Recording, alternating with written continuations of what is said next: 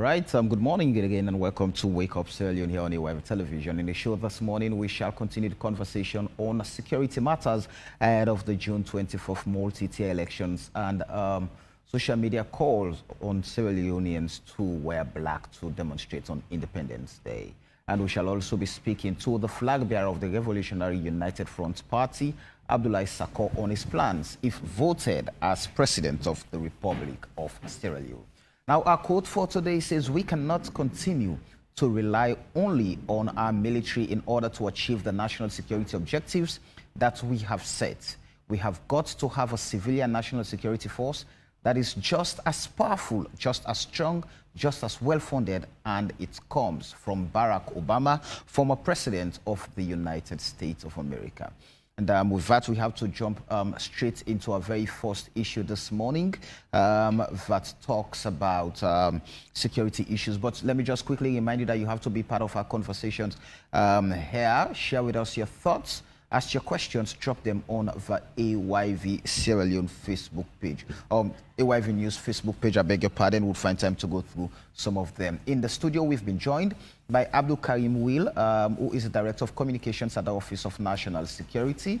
Good morning, Karim, and welcome to Wake Up Sierra Leone. Good morning, Brother Samuel. Good morning, Sierra Leoneans. All right, we have Assistant Commissioner of Police, Brahma Kamara, who is the head of the media for the force. Good morning, and welcome to For Sure. Good morning, Samuel, and good morning, viewers. All right, in our studio too, we have lawyer Rashid Dumbuya, who is the Executive Director for Legal Link. Lawyer Rashid, good morning and welcome to Wake Up Sierra Leone. Thanks for having me. I'm grateful. I'm going to start off with you, ASP, ACP, forgive me. Forgive me. First off, let's look at the call that has been made by Sierra Leoneans. I mean, I'm sure you're not oblivious of it on social media, but Sierra Leoneans are calling on others to come out on Independence Day to put on black in a form of protest. First off, how has the Sierra Leone police received that particular call? Well, honestly, we receive it with mixed feelings because it takes us back to what happened last year, August 8, 9, and 10. And the same nature of it. Nobody came out to the police. Nobody requested for clearance. And nobody told us that they were going to come out to demonstrate. It was all over social media. And so it's like we are driving towards that direction again. And so this is why we decided that we must engage the public, let them know that nobody had engaged us, nobody had come over to us, nobody had requested us for permission to go out and do demonstrations. So we received that one with mixed feelings, and this is why we want the public to know that they must not come out. Whoever is planning, or whoever is putting that one together, must come over to us as provided for by law. Let's have a kind of tete-a-tete, let's discuss the issues, and then at the end of the day, we can put in place the required security needed for, if they want to demonstrate, for it to be done. Let's go back. I mean, if you're to give us a general assessment of the current state of security in the country, especially in this build-up to the June 24th polls, where would you put Sierra Leone's security, especially with policing? Well, I want to say it is high up there because we've learned our lessons in so many things, so many situations, so many circumstances. And I want to say we are doing our level best at our own level to make sure that when it comes to internal security, we provide the required security that is needed for the people of this country. So if you ask me to grade that one, I want to say we are far above 70%. All right. Karim, let me ask you, I mean, the Security Steering Committee on Elections. Let's get to it. What are the plans already in place? Because if this call is coming at a time like this, especially when we've just seen the report from the August 10 investigative committee that was set up by President Bill, and we see how damaging that is. And now we're seeing a similar trend. What is the plan in terms of coordination?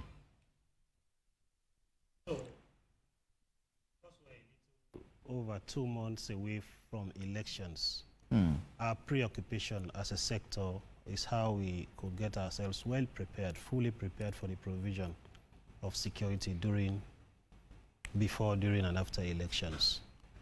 But the calls that he alluded to are ones that are concerning, and especially so when they are very similar to the calls that made the rounds in 2022, leading to the ugly situation in August. And sadly, it's the same set of people, mostly Sierra Leoneans who reside abroad, that are calling on suspecting Sierra Leoneans to come out and do demonstrations. We've always stated that we recognized the fact that the right to demonstration is a human right thing. And every citizen in a democratic dispensation like ours has the right to demonstrate. But equally so, the laws also say, even though you have rights to demonstrations, you should also play your own part in terms of your responsibility by approaching the Sierra Leone police. The 1965 Public Order Act is very clear on that. Section 17 specifically makes reference to that. So it's as a result of this that we are having these kinds of conversation to actually impress on our people, on whosoever wants to go into these kinds of events, to go back and look at the law and engage the police.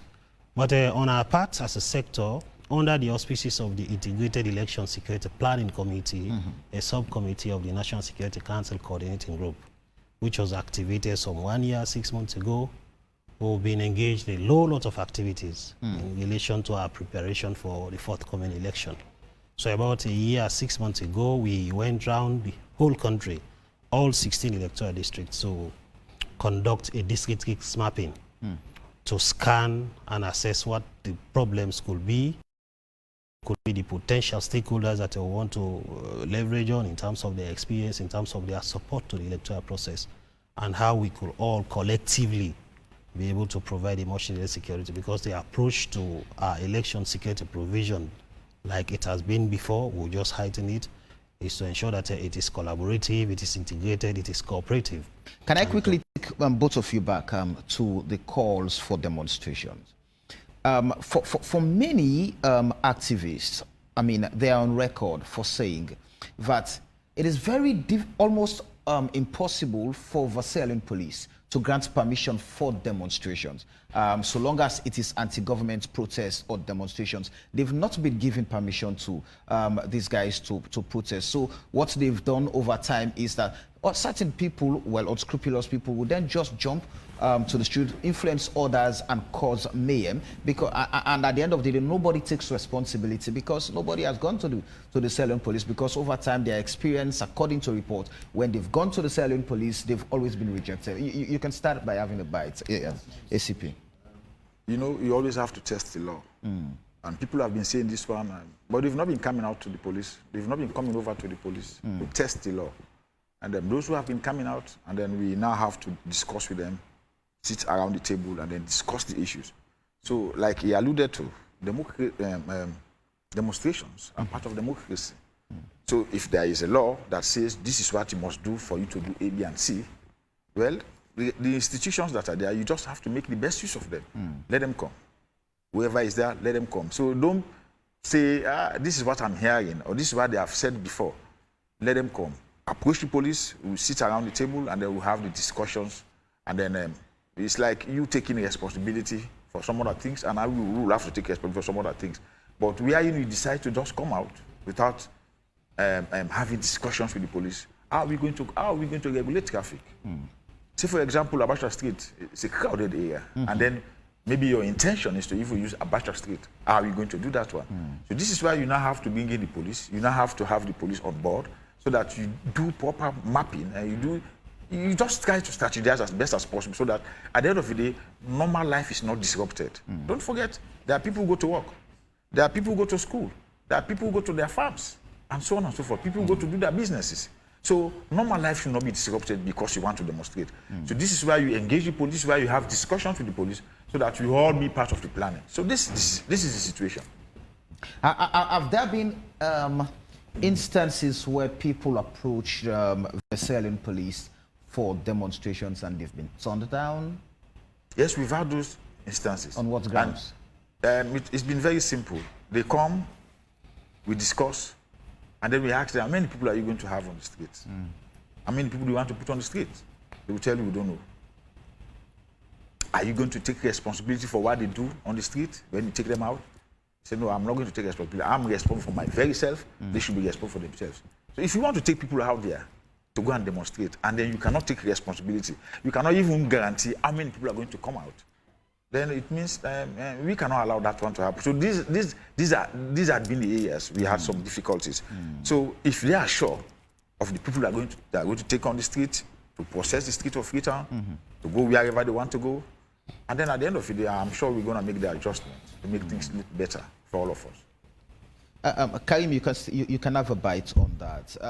But the question I want to ask you is, are there mechanisms with the experience ACP has talked about that people come forward when it's time for them to take responsibility, they run away from that, and at the end of the day, the police would then would say, oh no, because we want people to take responsibilities for their actions. So is there any form of mechanism to see how, some form of compromise can be struck in, just in a way to broaden the civic space, and at the end of the day, there is someone to take responsibility for whatever goes wrong? Yes, it should actually be the demonstrators or the people that are planning to go into demonstration that have to show commitment for taking action, for taking responsibility out of whatever the outcome is. We are all heirs to what obtains on social media. Most of the demonstrations or the calls for demonstrations are preceded by very incendiary rhetorics. Rhetorics that I will tell you that if this is allowed to happen, you are going to unleash mayhem onto the community, onto the society. And don't forget, the reason for the engagement of the police by law is in the interest of public defense, public morality, safety and security, and all of those issues. And so if you do not tick all of those boxes, and even worse still, before you go into demonstrations, you now begin to hear people saying that on XYZ dates, if we go on demonstration and this category of people do not join us, we are going to do these kinds of things onto them. I mean, if demonstrators or demonstrations are genuine ones, they should not be preceded by these kinds of dangerous rhetorics, because it will only mean that if the police now gives permission to this one, they will be shooting themselves in the leg, because somebody has already told you what it is that he will be coming to do on that day. And given back the history of demonstrations in Sierra Leone, I agree there have been several demonstrations that are peaceful, and these are the ones that are genuine, even when they might be against certain government. But because the demonstrators are genuine in their cause, they will not confront law enforcement, they will not go to destroy public property, they will not obstruct other non-demonstrators. But those ones that will already set the stage to tell you in graphic details what it is that they will be doing, then you have to be very much cautious in ensuring that you have the engagement. I think the way forward should be, if you really genuinely want to go into demonstrations, there are a whole lot of structures that you could approach. Have a fruitful dialogue. The Sierra Leone police has primacy in that. If you think that you need to bring some other people's attention to provide additional kind of a witness or support to your process, you have the leverage to do so. The Office of National Security, for example, the National Security Coordinator, could give ears to these kinds of discussions. But sadly, also, most of the people that are making these calls are people that are not even ordinary residents in Sierra Leone. And yet they are calling on, sourcing on the crowd, banking on the fact that they have some constituent that listen to them, and calling them to go onto the streets. Most often when this obtains, it is only mayhem to unsuspecting members of the public. We have seen during the August 8th, or even before August 8th demonstration, when people go onto the streets, the next moment is to see those people that are not even originally part of the planned demonstrators to go and begin to loot people's shop. So it will give a semblance of insecurity, or the security sector not being able to perform their functions. And because there are a whole lot of other responsibilities which the sector players are engaged in, it is but important that if you want to go into demonstration, you keep them informed, because they will not be there to police every event if they are not informed. And innovative ways to again strike a compromise, because we've seen over time, referencing the August incident of 2022, where people have refused to take responsibility for protests or demonstrations, and at the end of the day, they've gone out. and the damage they've caused to society, I mean, it's something we cannot even measure. Yeah. So are there creative and innovative ways? So at the end of the day, no matter what, you're able to strike a compromise and put things in order. So things do not go beyond beyond our capacity as a nation to handle. You see, the narrative has always been over the period that the security sector, because this one falls with us, it's not very much accommodating to people wanting to do demonstrations. I just stated that going back to the history of demonstrations, you want to be very much cautious and certain that if you give permission to people to come out and demonstrate, these set of people have to take responsibility of their actions. I mean, demonstrations all over the world, especially for liberal democratic countries, the leaders will take full responsibility of the outcomes. If for any reason, I hardly find difficulty in actually towing the line in that kind of argument. But if for any reason that they have apprehension that if they directly approach the police, they are going to find difficulties in having their permission granted. There are other bodies. You can go to human rights organizations. There are international organizations to say, we want to stage this kind of protest. And we have this X number of people in mind to bring out to the street, and this is what we want to do. Can you please help us engage the Sierra Leone police, engage the security sector in ensuring that we are giving permission to do demonstrations? And for this particular set of demonstrations, they were calling for the 17th of this month, that was yesterday, and the 27th of April. The calls making the rounds by the same set of people who reside abroad, or the argument they've thrown forward is that they are coming to take over the governance of Sierra Leone. Very much similar to the calls that made the round in August 2022. And it is being predicated against the background that they are doing so because when Parliament will have been prorogued sometimes this month, there will be no government in Sierra Leone. That is ironical, that is deceitful, it's shameful, because we've never had a situation where there is a vacuum. By constitutional provision, the President of the Republic of Sierra Leone, even if his tenure ends today, he remains a legitimate president of that country until a new president is elected. And we are just a little over 2 months to elections. If you actually think that it is your intention to take over the government of the country, you could do so through the ballot box. So you have an opportunity. If it were a situation where there is no end in sight in terms of going into elections, instead of giving people a space to do X, Y, Z, then that is understood. But the elections date were announced a year ago.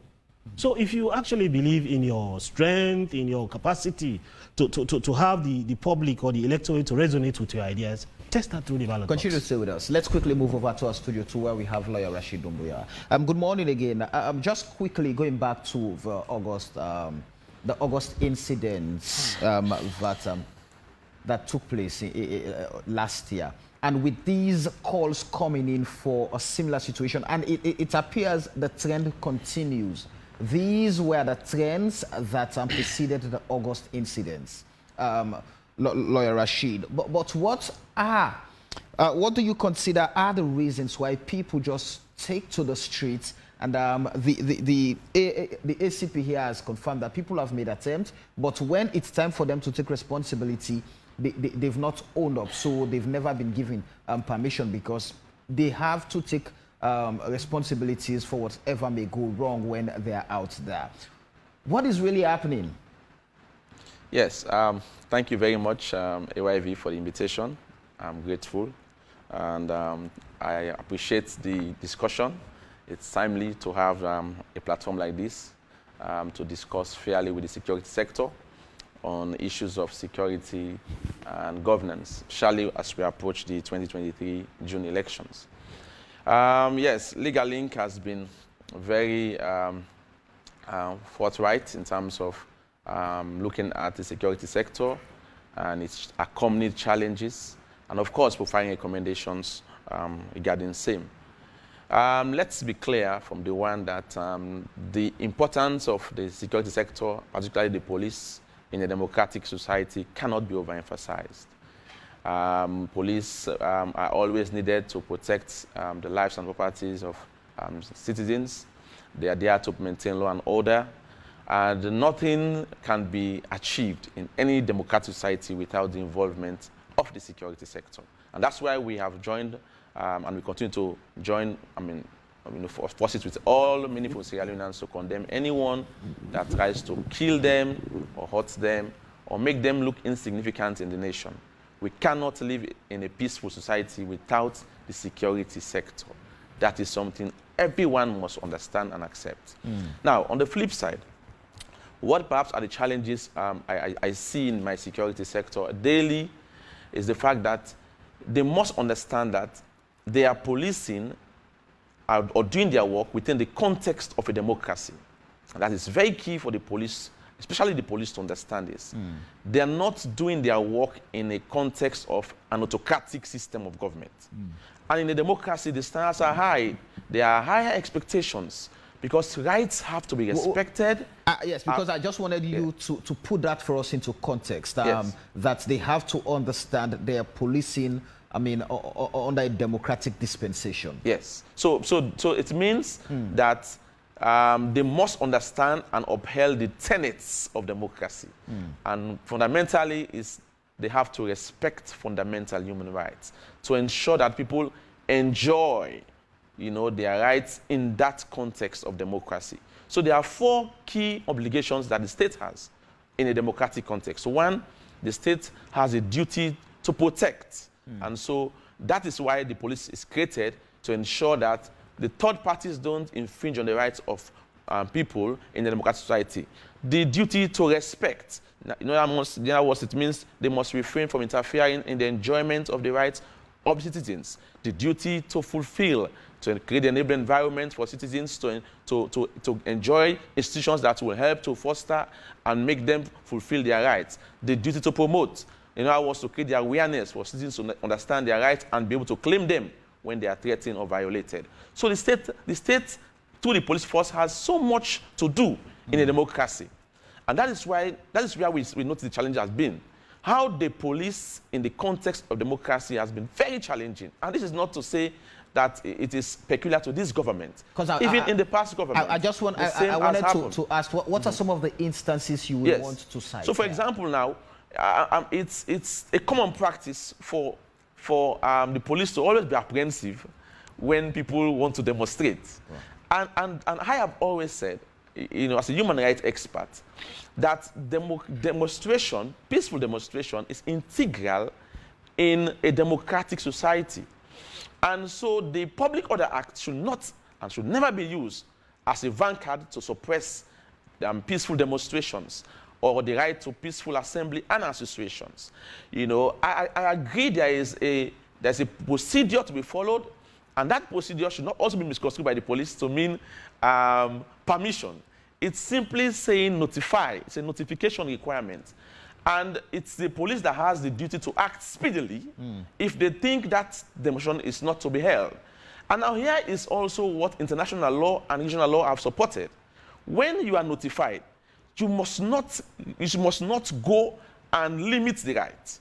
The notification there is to simply enhance the enjoyment of the right. So it's to give you proper notice, to put in place security checks, to put in place manpower, logistics, to enjoy the actualization of the right. Not to, I repeat, stop or limit the enjoyment of the right, no matter how you perceive the threat to be.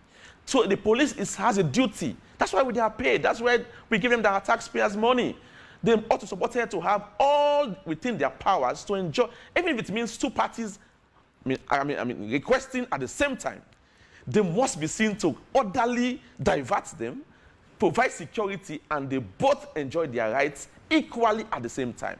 That's the professionalism we want to see. So the too much disqualification, the too much apprehension, creates a room for rogues and miscreants to now seize the opportunity and perhaps inject philosophies in the people of Sierra Leone and go underground and do mischiefs.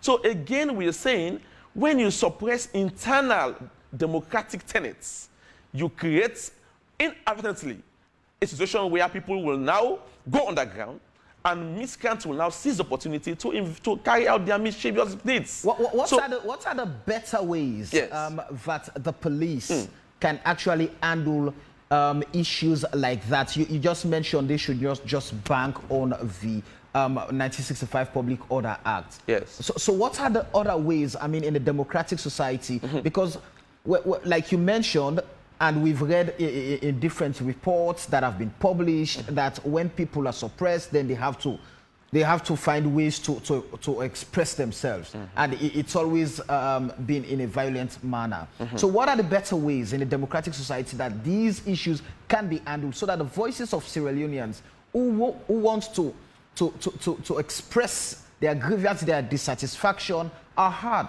Yes. So I agree with you. So this is democratic policing. So we must have a conversation around this. So for example, if the police could even take the lead. So it's not all the time people should notify. Okay, in the event where you want to have a demonstration, maybe on this day, maybe let's come together. We want you to have it. And we're going to enhance it, done in a peaceful way. So the assurances also should come from them. All right, political parties, you are welcome. Nobody will be denied. All right, peaceful demonstration. We'll show you the place to converge. We will be there with you to escort you and give you the time frame in which you express it, your dissent in a peaceful way, and then go back home. So if the police is seen proactively, perhaps engaging in these kind of conversations and not necessarily trying to be robust and then see everybody as a nail and they as hammers to nail anyone, perhaps the change of approach will bring a change of results. So going forward, I believe we must learn lessons from the August 8, 9, and 10 incident. The report is out. We are studying the reports, and definitely we'll bring our position paper on it. But the lessons that we should learn, perhaps, is how do we now open the space internally for people to, at the very least, express their dissent in peaceful ways that will not create violence and perhaps mayhem for the national security interest of the nation. So these are the things we must have question on. We must not be too apprehensive. You know, sometimes, again, when we exaggerate, we speculate, and we are apprehensive, what happens? We create the environment for people now to seize opportunity and go underground and do mischievous acts. So the Adebayo effect, I've always argued, is perhaps being seen again because perhaps in many ways we are not also looking at internal ways on how we could now open the space and silence his voice. So his voice becomes more stronger when internal voices are suppressed. That's the thing we must also learn from this. People today are always going to listen to Adebayo because they believe people are not talking internally. And when they talk, they arrest them. Or when they talk, they name them as political agents. So we have to create this space. Let people be free to express their dissent against the government or against the minister or against the police without fearing at the end of the day that they will be arrested or locked up illegally. So by so doing, we suppress external dissenting voices because there's no need for that anymore because we are having the space to discuss the issues and the police is tapping our backs to making sure we enjoy our rights in a peaceful way in a democratic society. Look at me. Right. The truth is this. Sierra Leoneans are angry on many issues. The economy is affecting the people, so they want to talk. They want to express themselves. Let's not suppress it. It's democracy. The government has a room to now give feedbacks and give their defense. That's what democracy makes it beautiful. When the government is held accountable, and they now go and give their defense, and then we make a case as to whether they should continue or not continue. That's the beauty of democracy. As long as they do so within the ambit of the law and don't be violent in doing so. We have to create that enabling environment. That's my call for the police at this moment. The elections are coming close. People may want to also be in the street to do their campaigns, to express their dissent against the government. That space should not be shrinked, and that space should be opened up. I'll come right back to you, Rashid. Let me come back to the main studio where we have the Assistant Commissioner of Police, who is the head of the media, and the Director of Communications at Office of National Security. SCP, you've listened to what Lawyer Rashid has submitted. And it is very clear that policing is very challenging in Sierra Leone, either on the side of the police and the public, because we've seen how civilians have also been very, very recalcitrant in some situations, leading to some violent incidents. So with what Rashid has mentioned, how should we strike compromise? The thought about policing in the 21st century under a democratic dispensation, how we should not just be rigid with the law. We should be able to engage and have an understanding so that people's views can be heard, can be expressed in a manner in which the police can also assist them to do so. Yeah, thank you very much. We're very much aware of the fact that we are policing the democratic society. And the human rights issues are very core, and we are aware of that one as well.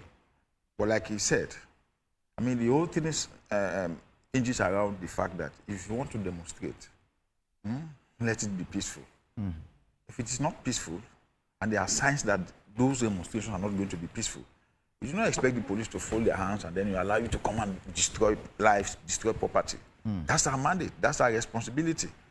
If you look at the Police Act of 1964, it is clearly stated that when it comes to protection of lives and property, that's the work of the police. When it comes to enforcing laws, that's the work of the police. Maintenance of law and order, that's the work of the police.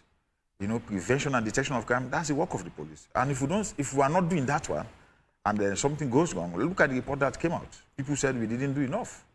We'll talk about that. People said we didn't do enough. So we are now taking reasonable steps. Like he spoke about, I'm sure he was referring to Section 17 of the Public Order Act, number 46 of 1965, the aspect of notification. Yes, you have to notify the Inspector General of Police, but it is there stated that having notified the Inspector General of Police, he has to give that permission in writing. You understand? And there are considerations. So those are the considerations we must pay heed to. One, there is the aspect of public morality.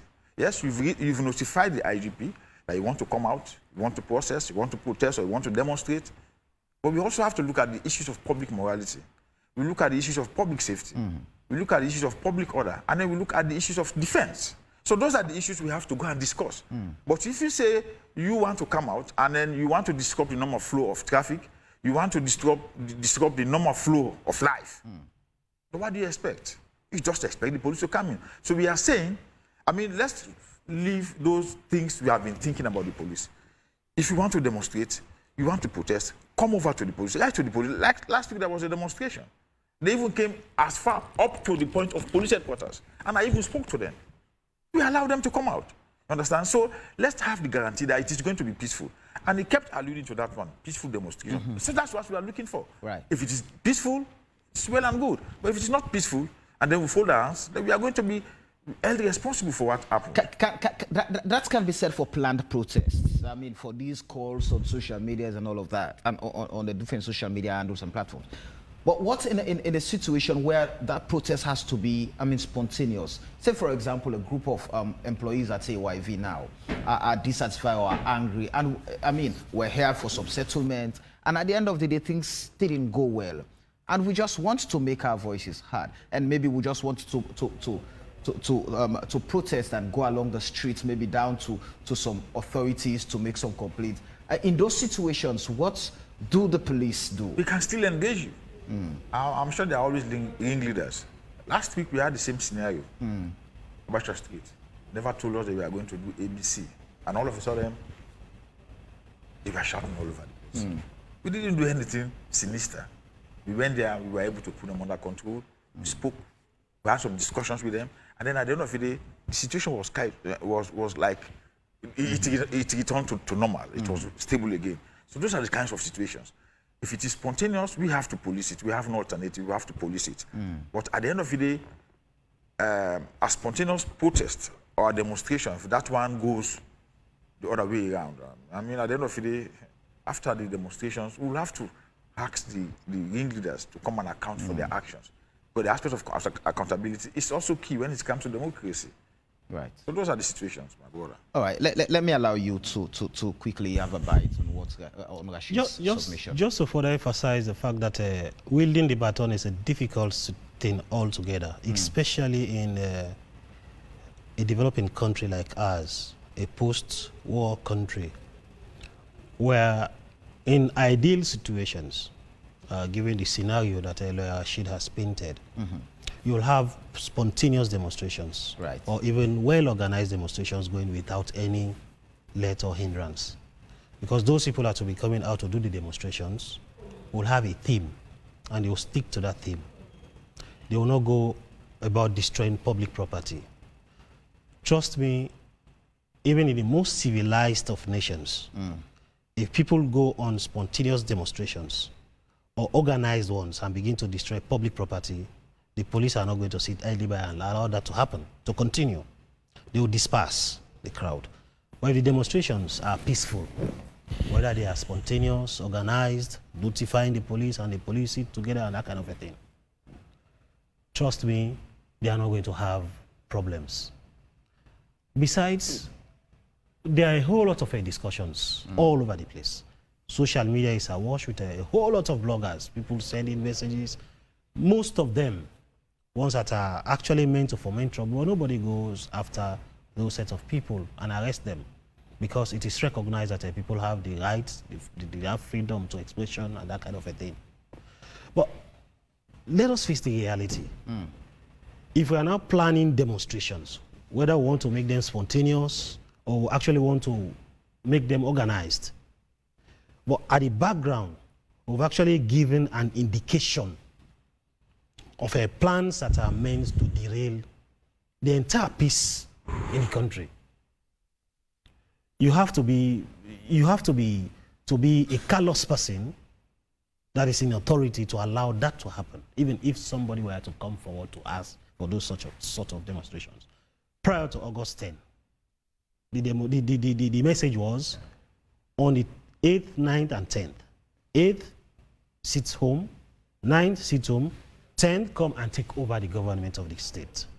And when we'll be doing so, bike riders who do not join us, motorists who do not join us are going to be lynched from their vehicles and burnt alive. Trust me, nobody will want to allow that to happen. No sane person will allow that to happen. So if the demonstrators or the planned demonstrations are one that are actually genuinely intended to convey a message, you will not begin to attack police. You will not want to begin to exchange invectives with the police that is there to protect your process, to guide your process. I mean, in Sierra Leone, I always refer to our past experiences. Even where students, school pupils, come from a sport meet, they will cause a whole lot of troubles along the routes. And the implications is actually on the majority of the people, those poor traders that are fending for themselves. The August 10th incident, even before people reached onto the Abacha Street PZs coming towards State House, they had started looting shops. What is the relationship between protests for taking over government and actually breaking into people's shop and stealing their wares? You know, we have to face the reality. The pictures that we are painting of actually getting people coming to demonstrate without any problems and that kind of a thing actually obtains in ideal situations. The reason it is important for the police to be engaged is because at the end of the day, the onus is on them to provide security, to ensure that if you have indicated that these are the people that are going to be part of our demonstration, they do not allow other people to hijack. Because for every demonstration... Let me ask this question now. There have been concerns, including the just released August incident reports by the special committee set up by President Bill. There have been concerns as to how even the police force handle these demonstrators or demonstrations. There are concerns of capacity. There are concerns of even the level of professionalism being employed by the police to handle these protests. So, have there been situations where an assessment has been done on how the police handle these incidents, their capacity? I mean, are there things to push for them to be better capacitated? So at the end of the day, when they go into the field, all we have to see is professionalism. Yes, of course, several efforts, both internally as a police force and even externally as a security sector. The idea has been how to capacitate our police and make them comfortable in the discharge of their duties. As I speak now, several trainings are ongoing in ensuring that we give capacity to our officers who will be discharging their functions, say, for example, for elections. The IESPC I mentioned went around the country, did risk mapping, risk assessment, produced documents, and out of those documents, we've now been able to roll out some of the provisions in those documents. The election security strategy, a training manual, a communication strategy. And beyond that, we also had done a capacity needs assessment with the entire gamut of the security sector, i.e. police, the military, and all of those, and see how efforts could be made to capacitate or to add what is existing. We have to concede that it is challenging having all of the gears that you may want. If, as a country, we had all of the resources, we want to have the best police force in terms of their logistics, in terms of the trainings that they have, and all of that.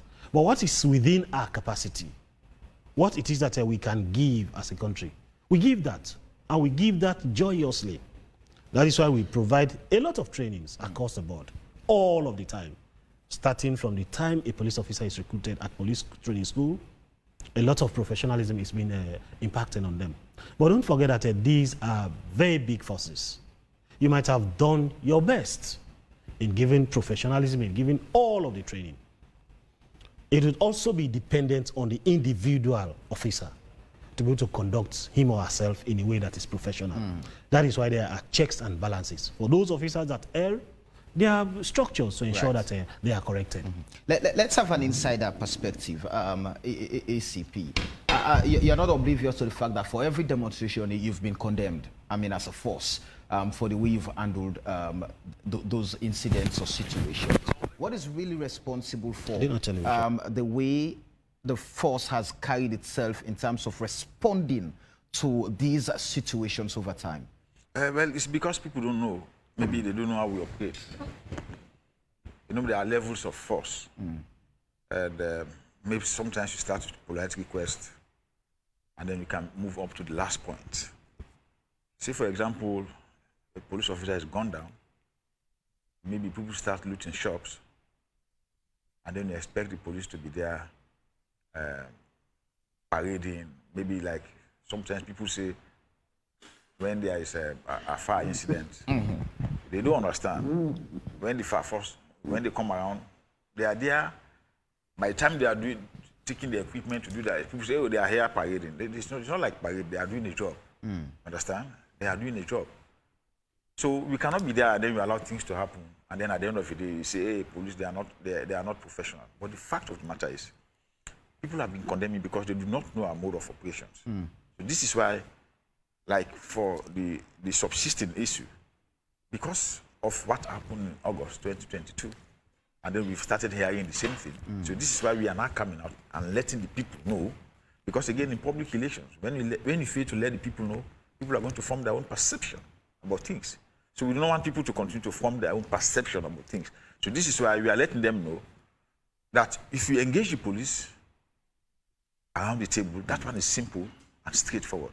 I'm not sure there's going to be a wrestling match around the table. No way. You understand? But if you say, no, we are not going to engage the police, we're going to be out there, loot shops, injure people, then we have no alternative. We have to engage you as well. Sometimes you use the dispersal method. Understand? Maybe if there is a crowd, you use fire, you use tear gas canisters so that you disperse them.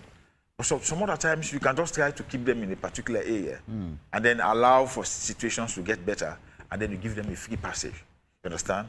But nobody wants its movement to be restricted. What would necessitate the fire of live rounds? I mean, you've been accused of that many times. We fire live rounds when we know somebody's life is now in danger. It could be the police, it could even be the civilians. Right. If you check the Constitution, Section 16, it is very clear. Nobody has the right to take somebody's life. Nobody. But there are conditions given. Right. If you read through, the conditions are there. So when those conditions, when they necessitate themselves, then we can now do the needful. These are the situations. Do the force have operational independence outside political influence? We do have operational independence. What are you expecting? If you check the Constitution, it is there. Right. Now, when it comes to the day-to-day running of the force, that one is in the hands of the Inspector General of Police. It's in the hands of the Inspector General of Police, the day-to-day running of the force. Right. You know, let me ask Rashid this question. A friend of mine told me by default the force is politicized in the sense that the council is being headed by politicians over time. At some point, I have Kamo Kaba here, who served as Deputy Internal Affairs Minister under the APC, and he was accusing the police of being politically influenced. So I had to ask him whether that was out of experience when he was there. And looking at what is happening right now, where do you situate that? Do you see the police being politically influenced? Yes. It's a straightforward question. Right. And the answer is very clear. It's in our Constitution. So no police officer can say otherwise. And if you dare, I'll challenge you that you're not being truthful. Because, so that is one also problem that the police is encountering out of their hands, structural challenges. So our Constitution has not helped the situation. It has created room for the police council to now be headed by a political actor, the vice president, and then we have the president also appointing the IG. All right. So these two mechanisms automatically impute political interference, manipulation, and control over the police architecture. So it's a conversation we must have. How do we reform the police? There are many countries now, South Africa and Kenya, they are making inroads in terms of having independence, not just only institutional independence, but also legal and constitutional independence, so that there is a call for applications. For example, the IG's position is no longer an appointed position. It's a call for application. If you qualify, the activity is done, you apply, and then you go through the board, the scrutiny, and then they are justified openly and defended. They are interviewed openly. Then they show how they get to the best, perhaps 2 or 3, and then the president now confirms. So efforts have been made to depolitize the institution. In Sierra Leone, we are not doing that. And don't tell me that don't have an interplay into their act. So in fact, Sierra Leone police have been castigated as a regime police, and it has been true to a large extent. You see, now SLP people might be happy with perhaps what they're doing. But trust me, if they're in opposition, they will cry again as APC is crying. You know, they cried also when APC was in power and the same police. So in a way, they have been consistent in doing their wrongdoings in many respects. So let's don't be happy with that. In that APC regime, SLP regime, we should be crying and helping the police to get better. Of course, there are also challenges in the area of logistics, like they rightly said. You know, all they have in their hands perhaps are weapons, and we don't have even other kind of means of dispelling righteous crowd and all of that. There should be water tanks. There should be enough of them to spray on people to scare them away. There should be rubber bullets. There should be pepper spray. Many of them should be in their hands, not just the guns. And for example, now look at the issue that happened with the flag bearer of the APC. I was looking at it and saying, why that the officer had to shoot on the vehicle carrying the flag bearer? What is the essence of that? So assuming that glass was down and that person has suffocated and something happened, that in itself will have endanger the security interests of the nation. So we look at these issues, and then we now, and not much has been done by the police itself to handle that issue in terms of accountability. So people are watching these things, and the trust issue is not really helping out. There is a whole lot of distrust between the police and the public. And that is why we are coming in to say, hey, this is a bad sign. We have to come together, and we trust our police officers. They are very good, don't get me wrong. They are very good officers in the security architecture in this country. I know there are a few bad eggs that are giving them bad name, and we have to find them out and deal with them. Because these people are helping the nation, they are risking their lives, they are risking their families, and they are doing a lot for our security. So the few that are not doing it right, we must all go after. For example, that officer that fired that tear gas on that vehicle, we all must condemn him and have him arrested and charged, because nobody should do that to any flag bearer, be it APC, SLP, NGC. No, there are many ways to handle it. So these are the things we're saying. When one of them go beyond the line, they must all make effort to condemn and deal with that person to set a precedent that this is not acceptable in our society and we must not do this. So again, I agree there are structural challenges, there are logistical challenges, also there are training challenges, recruitment challenges. How do you recruit people into the police? Many times we have many bad eggs that are filtered in and they create a lot of mischief for the police, security sector. So let's look at all of this clearly. There are many things that are not in their control, and there are a few that are in their control. Issues, what of those that are in their control, but the institution does not have the required capacity? I mean, I'll give you an example. At some point, the Center for Accountability and the Rule of Law published a report. Yes. That for a quarter or year, the FSU was receiving $1 million as budgetary support. And then I had programs here. I advocated for improvement for that budget to be increased and all of that. So funding is also a challenge for the police. And is that not negatively impacting their output? Yes, I agreed. And I think this is also a discussion we could have openly, how they carry their budget to Parliament. They must have perhaps a separate kind of budget carried to Parliament to make sure it's quickly approved. That's what's happening in progressive countries. In the USA, for example, they have separate budgets that go for security. Nobody meddle with it. Automatically it's approved. And then they have the capacity to carry out their duty. We can have this kind of conversation. The police must be able to talk about these things openly and not be afraid that they will be sacked the next day. Because we know they are really, really deprived of financial support. And that's the truth. They don't even have the equipment. So what happens? They don't even have the team that goes first as first responders.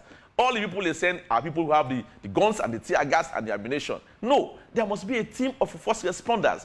When it gets escalatory, then you can call the others now to come in and quell the situation. People look at me, when people are angry, when you now go with also weapons to make sure they are quelled down, you just flare up the whole thing. You carry people who are counselors. Excuse me, what is happening here? Come, please, let's discuss. Can you talk to that kind of engagement might even dissipate their tensions and make them perhaps leave all their plans to go and be violent. But if the first responders are the ones who have the guns, then we escalate a simple situation that could have been solved by a simple dialogue. So yes, I agree, there are challenges financially, there are also challenges in logistics, and the police must be clear on this, openly discuss it, and we can have a separate budget for them to be approved by Parliament and not be lumped into the national budget and then have the whole challenges again happening. And again, to me, we can discuss on the appointment of the IG. That is very key. We know our IGs are really challenged in that respect. The president appoints them and can fire them at any time. That alone, it's a fear hanging upon their heads, and that can even lead to compromise in many aspects. So if we have them recruited by call for applications, they go there by merit, they can be emboldened to resist the manipulations when they show their faces. So that's my take on this. We're not condemning them in outright. We're saying they're doing well in many aspects, but there are challenges, and we must be bold enough to engage them on these challenges and see how we can improve. The elections are here. Security challenge is a key indicator. We are seeing the signs. Everybody's aggrieved. The other day, there is a ruling from PPRC to stop street rallies and all of that. And again, these are the things we don't like in our democracy. People don't understand that in a democracy, you have to follow due process. Nobody has the power in democracy to single-handedly ban rights. Let me be very clear on this. PPRC, not even the president, has the power, except he declares a state of emergency. Otherwise, it's limited. Right. So the police did that also under APC. And a brave lawyer took them to court. And the ruling has been passed by the Supreme Court to say the police was wrong to say that no vehicle should be used on polling day.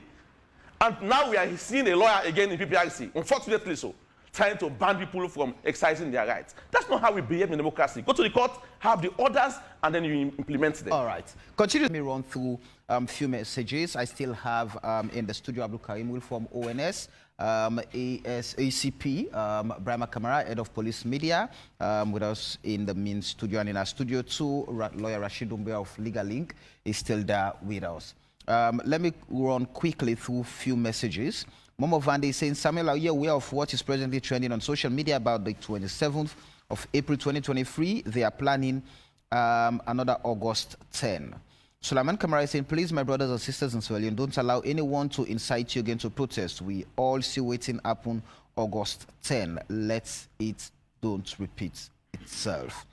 Francis Masako is saying Sierra Leone is a country. Please, let's keep the peace of our beloved nation. No country we could do so out on Independence Day in black. Not good for us all. Please, guys, let's learn to love our country above party. Momo Vandi is saying, where are all those that were criticizing the police on the August issue? Why is Amnesty International and other human rights activists in Sierra Leone? I have not heard anything from them in view of what is trending on social media. The same people that instigated the August 10 are the same people instigating the independence riots again. Edwina John is saying, when you use other means to silence the people, they will bounce on you, the police. The people in Sierra Leone are harassed when they speak against the BO government. So the diasporas are speaking on behalf of us, the home base. All right. How about the police provide security for the upcoming demonstration and for once be an independent institution of government? Advocating for our rights is the beauty of democracy. Eduna again. Daniel Danito B. Bangura is saying, you guys should not be afraid for any protest if really you are serving the people of this country. And the police have been biased. They always protect the government rather than the ordinary people of this country. Ronald Bresford Ignatius Judge Tony saying, what is going on right now on the rights to peaceful protest is reminiscent of the bad old days of Siaka Stevens' era. Peaceful protest is a fundamental right of citizens, and the police are there to maintain the peace and should be neutral with non-lethal weapon used, with non-lethal force used. But however, due to orders from above, their powers of office, they are unable to use their mandates. Where have we gone wrong in the rights of peaceful protest? The police is good to escalate situation. Very unprofessional institution, and winner is accusing the police there again. Mohamed Titure is saying the SLP seems to be a very weak institution. Their integrity is lost and civilians have no confidence in them anymore. They need respect, the rights of citizens. They need to respect the rights of citizens and not to deny them their rights in a democratic society. Lamin Bangra is saying demonstration is the people's right to express their freedom. Judge Stone again is saying, would those who are pro-government not have the right of protest? We know the answer to that. Unfortunately, our police are in a dilemma where they cannot do due diligence in their mandate as protectors over its citizens, as the executive office holds sway. Yet we see there's freedom of speech, but to repress its citizens. All right, let me take a few more. Highlight any peace. Okay, Momo Vande is asking Ronald to highlight any peaceful demonstrations that were brutalized. Our protests have never been peaceful because the protesters are always bent on disruptive behavior. George Orwell is saying, brilliant submission there, Lawyer Dumbuya. This administration must open up and allow citizens to express their dissatisfaction. Also, this administration failed to communicate with the citizens about what is going on in the nation. John Olusola Akimbade is asking, is Adebayo bigger than Sierra Leone? Government should hold him responsible for all the unrest in the country. Kamara Charles is saying, Rashid is talking as if he is not on the ground. How on earth the police would allow people to demonstrate without procedure? Joshua Mewa is saying, even the police officers are now intelligent than some lawyers in this country. God save Salone. Lawyer Rashid, may Allah Almighty bless you. You have said it all. The police should help the demonstrators with proper security. Alpha Sisi is saying 3 more messages to go, guys. You would have to forgive me. We have so many messages this morning. I cannot go through all of them. Abbas Abib Kokabangali is saying peaceful demonstration. When have we ever seen a peaceful demonstration in Sierra Leone? Rashid, have you ever been part of any peaceful demonstration? Sierra Leoneans do not have respect for the police. One police officer can't make an arrest.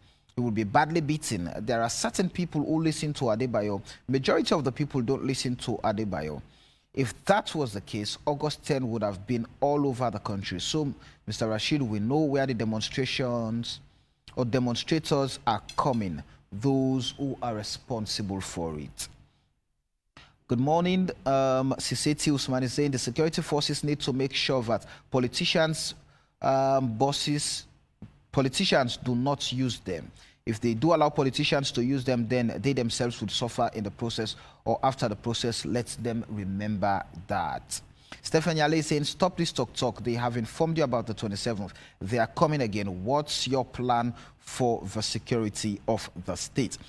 And I think I have to hold the messages there. We have hundreds of them this morning on Facebook, but unfortunately, we cannot go through all of them. Now, I know that there are some comments that you would want to respond to, but redirecting our focus. What are the plans now that we've been alerted again as a nation of this trend that people want to go to the street on Independence Day to protest? What are the plans? Well, we are working together with ONS and they are coordinating our activities. But we're going to ensure, first let me make this one very clear. For the last August incident, right, Mark P was invoked, and that one still subsists. Right. So it's just a matter of maybe we heighten things, understand? Where we are having like 2 police officers, maybe we'll now increase that one to 5 or 6, as the case may be, or maybe we increase the level of patrols, as the case may be. So we are ensuring that as best as possible, we provide high visibility assurance policing.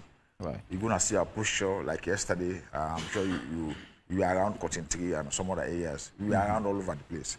So we'll continue to make sure that we increase our posture, that we increase our visibility. We'll continue to do our patrols. We'll continue to have mobile checkpoints and static checkpoints and so on and so forth. Then we'll continue to source information, right, which we can translate to intelligence, as the case may be, and then work on those ones. Some other things, we'll not say them in the open. Right. Karim?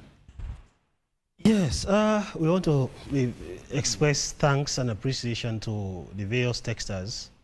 They've commented on a whole range of issues, and we are pleased that people are following up these kinds of discussions. But I may be remiss if I do not mention this, that when August 10 came, after August 10, those people who made the calls on people to come and demonstrate or take over the state, refused them, they denied them.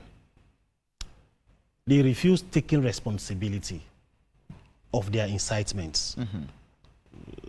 Certain people are on record to say, we did not send you to go and kill people, we did not send you to go and loot shops and that kind of a thing. That is what we are saying.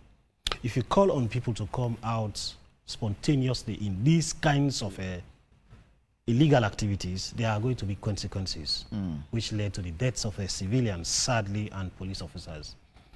And some people even practically celebrated those deaths.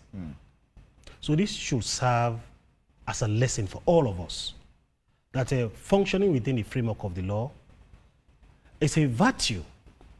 Anything other than that will create a whole lot of problems.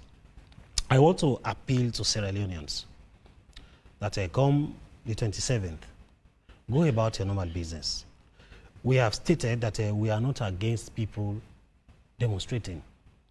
It is a right, but we should not only be harping on the rights, without referencing the responsibilities. All countries across the world have got provisions. If you have this right, you have also this responsibility to ensure that you enjoy those rights. So let us don't fall for these kinds of baits that will send us into harm's way.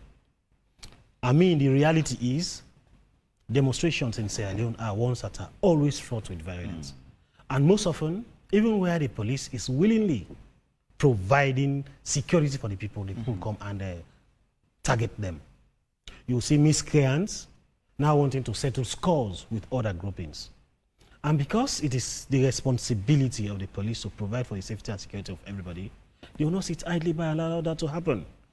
This much talk about cliche, orders from above, orders from above. All of the time people make use of this phrase, that people are listening to orders from above and that kind of a thing. The less we talk about it, the better, because a police officer deployed in a particular deployment has a mandate for being deployed there. Most often, if he carries out his functions within that mandate, people will still say he's received orders from above. We don't like situations where a police officer performing his duty, carrying a weapon, will now have his life in jeopardy and will be forced to use that arm. And sometimes it is the thinking that these were unarmed civilians. To be armed is a relative concept. It's not only related to one carrying a rifle. Any other thing can be used as an arm, and it can be very deadly. So we have to be very much patriotic in making these kinds of discussions. If people want to demonstrate, whether it is the 27th, whether it is beyond the 27th, it is their right to do so, but let them also follow the due process. Without the due process, it will be challenging. And if you had given a kind of explanation as to what you plan to do on the 27th, nobody will want to allow that to happen. Okay.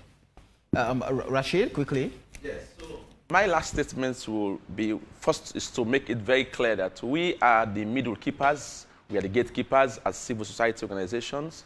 We are here to talk on behalf of the people of Sierra Leone and to also advise the government that is the duty bearer and the states are the rights holders in the context of a democracy. So that's my role I'm playing, and I know people are making a difference in terms of our role. So let me advise the police on what to do quickly as I round up. One, be careful, I'm talking to the police now, be careful and be sensitive when civil society organizations, opposition parties, women group, disabled group, youth groups, workers union apply for notification for protest. Whenever you see these groups apply, be very careful, because it's the gauge that tells you how democratic you are and how transparent you are to allowing the processes. So be very careful when they apply. Also, do not allow any government or any person to put you in conflict with the people of Sierra Leone. You are a people-centered police. A democratic policing requires you to put people at the center. So always love them, serve them, and make sure you are friend with people. Do not allow anybody to put you in conflict with them. Also remember that you are policing within a context of democracy and not an autocratic form of government. So do not take unlawful orders. You have to take lawful orders in the context of a democracy. One that kills people, do not take that order. That is unlawful. And lastly, to the people of Sierra Leone, let me also seize the opportunity to talk about perhaps the pending demonstration I'm hearing all over the place. Please, it is time for elections. We have 2 months to go. The best opportunity to express your dissent against any government is through the ballot box. And the opportunity is here. Let's seize that opportunity and express your dissent in a democratic way. That's my call. Our country has gone through a lot. We have suffered a lot as a nation. And it's not time to also open up to many, unhealthy, debates and problems again. It's time for healing. The August 10 issues are affecting the nation, and we are still not healed from that process. Let's not open again another Pandora's box.